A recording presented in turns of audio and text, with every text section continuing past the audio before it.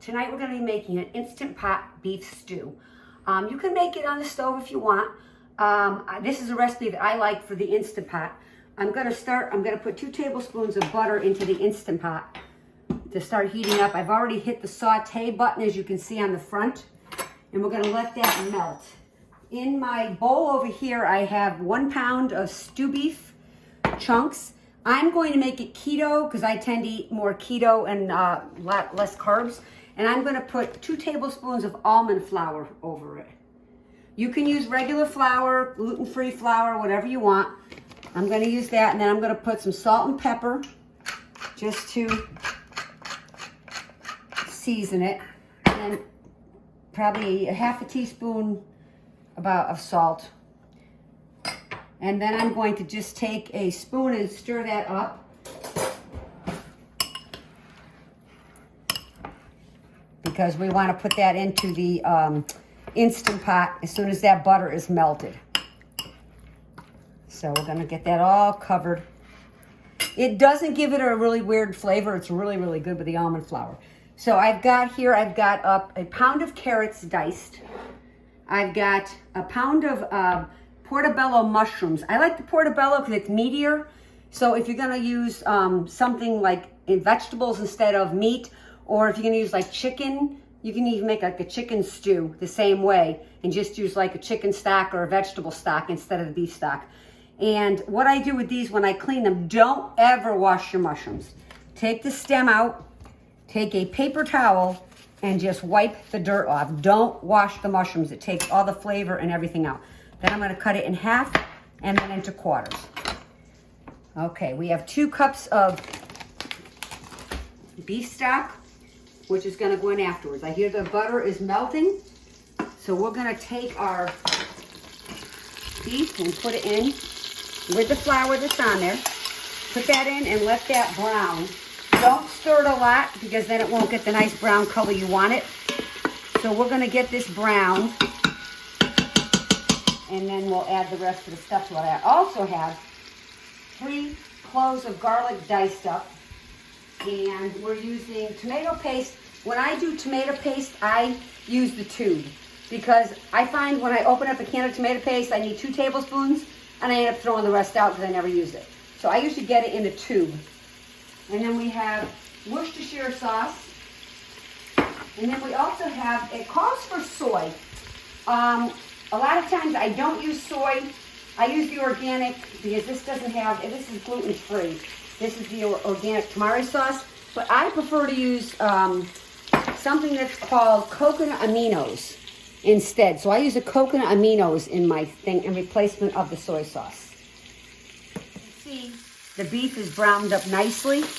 We're going to add our 2 cups of broth, and we're going to give it a stir to get all the nice brown bits off the bottom, because that adds to the flavor. That's all the nice flour and brownness from that.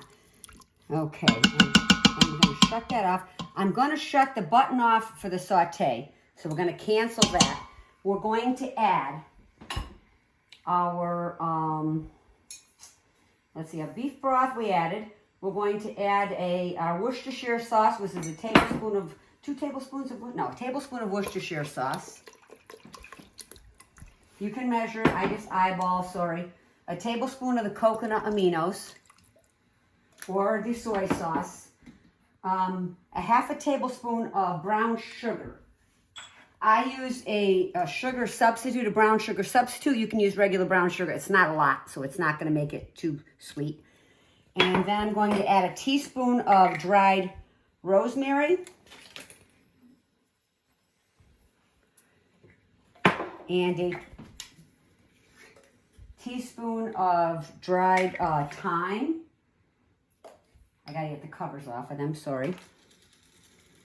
The dried thyme. And then I'm going to add 2 tablespoons of the tomato paste. 1. Come on. Sometimes it gets stuck on me, sorry. That's about 2 tablespoons of tomato paste. And I'm going to add my garlic. And we're going to give that a stir.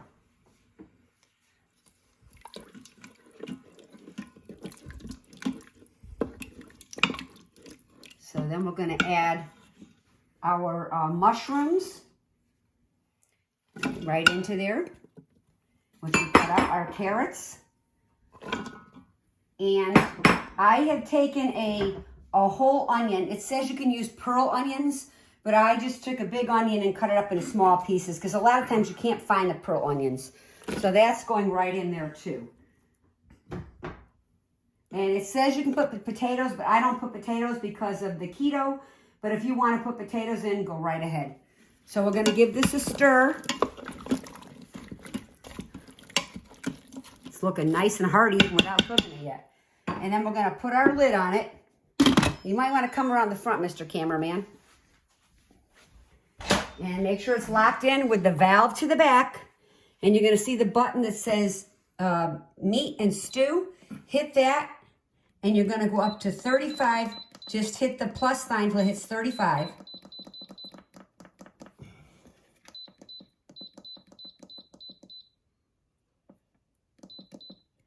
Okay, it's going to come up to pressure.